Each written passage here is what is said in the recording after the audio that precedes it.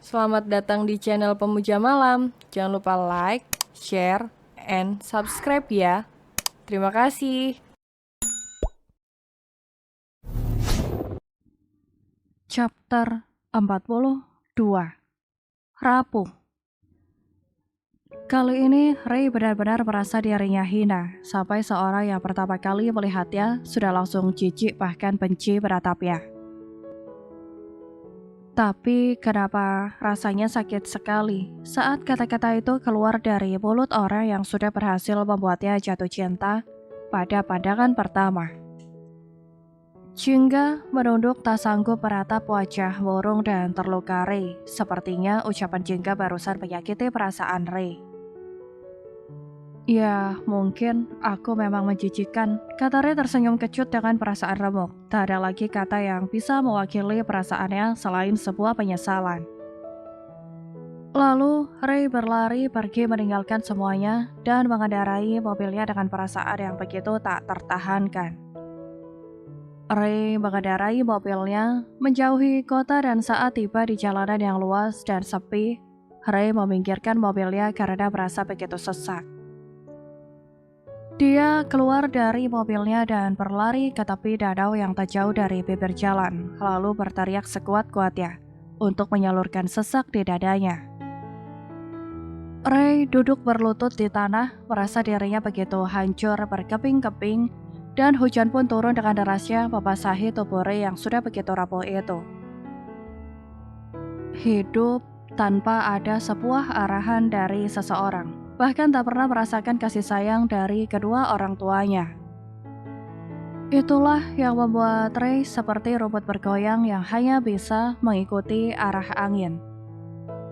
Jangankan mendapat kasih sayang dari ibu, bahkan jangankan tahu, melihat saja Ray tidak pernah wajah ibunya. Begitupun juga ayahnya.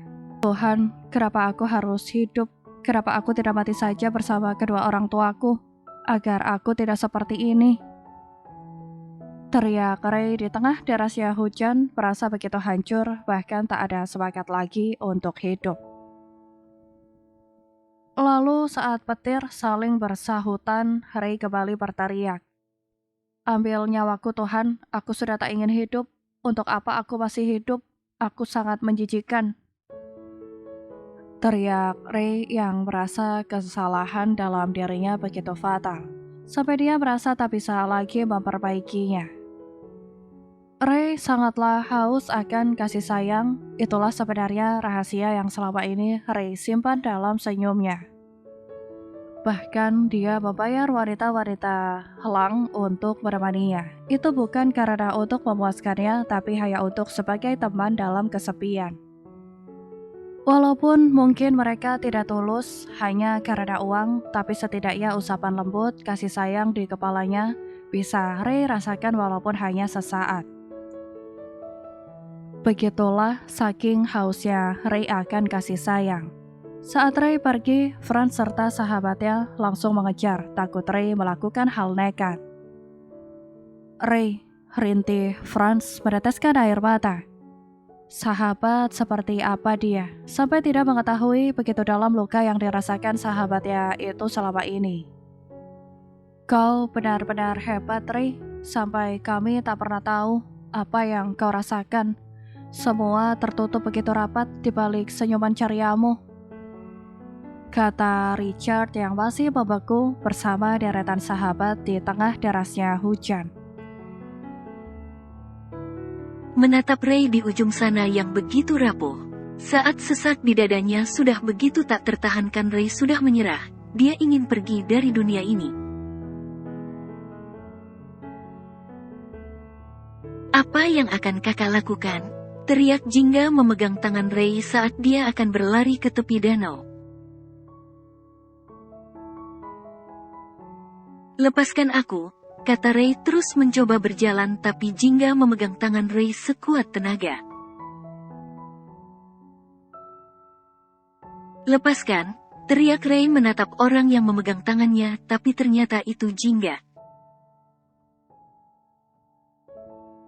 Sayang, Franz langsung memeluk Ara yang juga akan pergi ke sana.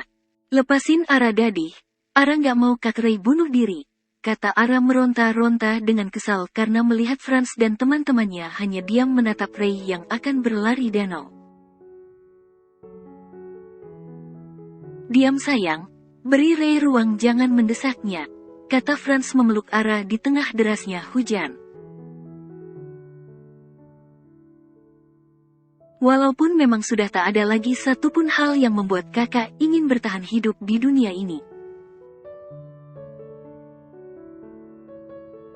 Jangan pernah berpikir untuk mengakhiri hidup kakak, kata Jingga dengan air mata yang terus menetes. Jingga pikir dia adalah orang paling malang di dunia ini, tapi tidak ada lagi, bahkan masih banyak orang-orang yang lebih tidak beruntung dari Jingga. Lalu untuk apa lagi aku hidup? Aku tak punya siapa-siapa di dunia ini, kata Ray yang terus berusaha melepaskan genggaman tangan Jingga karena Ray tak mungkin mendorong gadis kecil itu. Untuk masa depan, jika hanya karena tak punya siapa-siapa kau ingin mengakhiri hidupmu, maka bawa Jingga Kak. Jingga juga nggak punya siapa-siapa di dunia ini, kata Jingga menangis histeris. Jingga juga ingin mati, teriak Jingga, dan bahkan akan berlari lebih dulu daripada Ray. Keluhan Ray yang hampir sama dengannya membuat semangat dan pondasi Jingga untuk tetap hidup ikut goyah lama-kelamaan. Enggak, dan saat itu juga lah Ray memeluk Jingga di tengah derasnya hujan.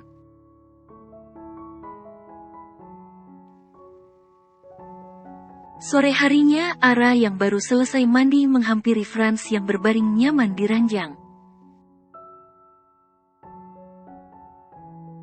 Sini sayang, kata Franz membuka selimut dan merentangkan tangannya agar Ara masuk ke pelukannya. Ara dengan patuh masuk ke pelukan hangat Franz. Hujannya deras banget ya Dedi, kata Ara menatap Franz. Iya, jawab Franz singkat menarik selimut dan memeluk dengan nyaman Ara. Tubuh kamu gemoy banget sih sayang, enak dipeluk, kata Franz memeluk semakin erat. Dedi bilangin Ara gendut. Sensi Ara meronta-ronta tak mau dipeluk Franz lagi. Emang apa salahnya gendut, kata Franz bodoh amat.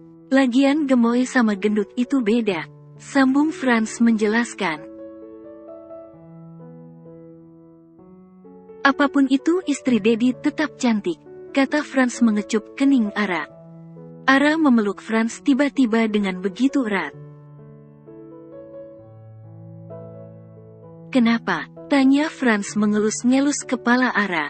Ara nggak ngangkat Kak Ray sekuat itu, Dedi, bahkan dia tetap terlihat ceria dan tersenyum. Ternyata begitu berat beban pikirannya selama ini, kata Ara iba melihat Ray jika ingat kejadian tadi siang.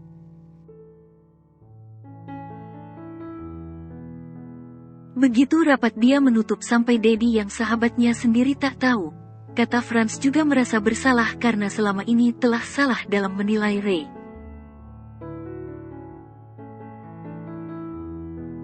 Tapi Kak Ray sama hebatnya dengan Jingga yang juga bertahan hidup sendiri tanpa keluarga, kata Ara yang diangguki oleh Franz.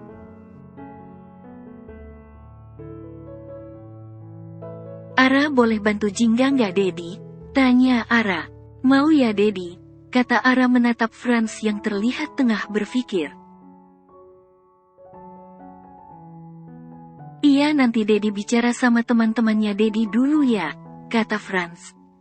Kenapa harus bicara dulu? Dedi kan kaya, lagian ngebantu Jingga juga nggak akan membuat Dedi miskin, kata Ara jika melihat banyaknya harta yang Franz miliki.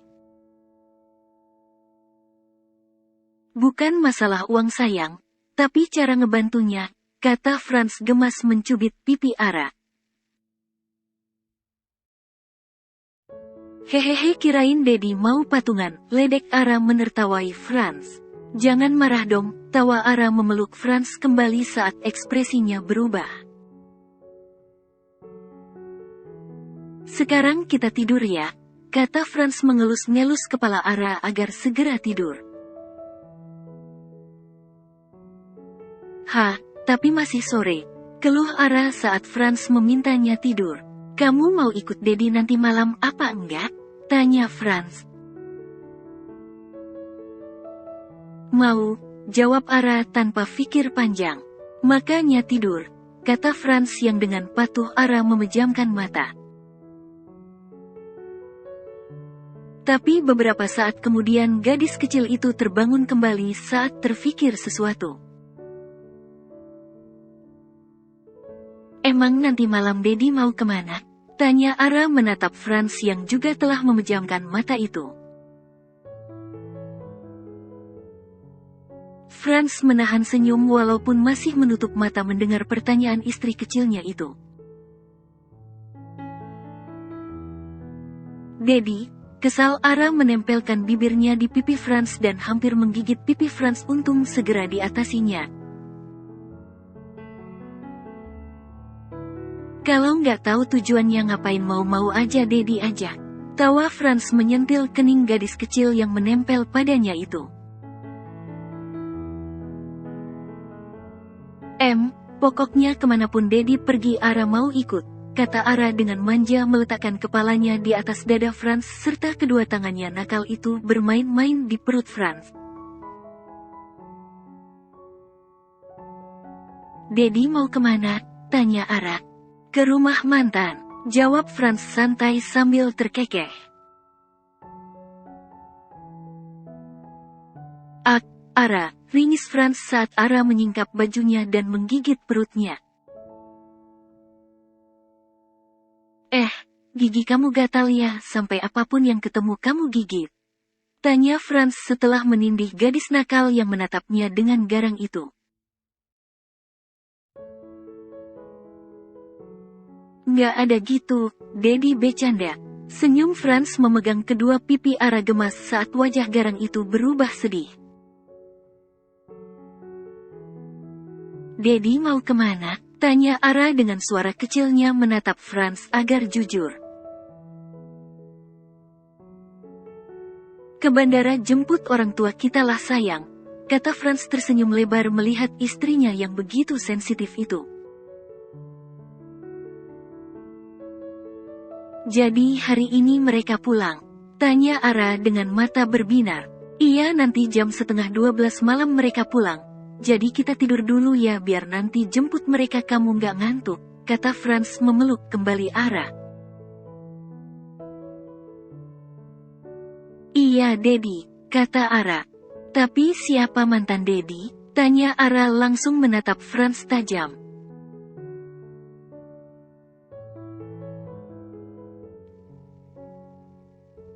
Franz terbangun sudah hampir jam 9 malam. Dia segera bangun dan kembali menyelimuti Ara. Franz langsung mengambil jaket serta kunci mobilnya. Duh, aku tidurnya kelamaan. Franz mengecup kening Ara yang masih tidur.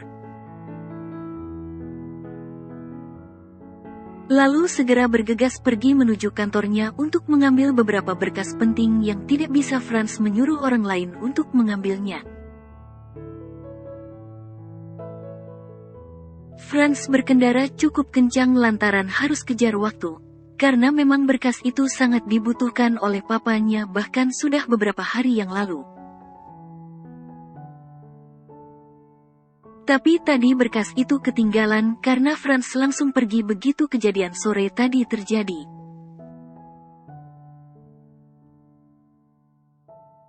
Sesampainya di kantor Franz pun langsung menuju ruangannya untuk mengambil berkas itu berangkas pribadi perusahaannya.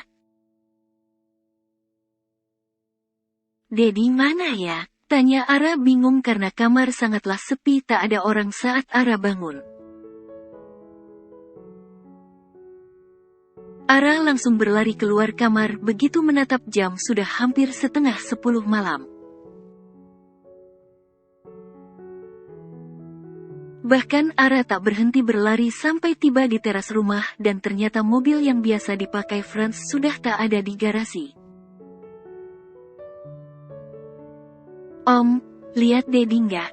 tanya Ara dengan suara kecil pada pengawal yang berjaga di sekitaran teras. "Tuan pergi dengan mobil sekitar setengah jam yang lalu," jawab pengawal itu sopan. Mendengar jawaban pengawal itu, Ara langsung tersentak dan duduk saja di tangga teras tempatnya berdiri tadi dengan sedih. "Nyonya, pergilah, Ara mau duduk di sini," kata Ara meminta pengawal itu pergi. "Tapi, Nyonya ini sudah malam." Ara bilang pergi ya pergi, kata Ara tak mau dibantah duduk memeluk lututnya menatap gerbang besar dan mewah di hadapannya yang sudah tertutup. Ara duduk sendiri terdiam dalam heningnya suasana malam, bahkan hawa dingin tak membuatnya ingin masuk ke dalam rumah.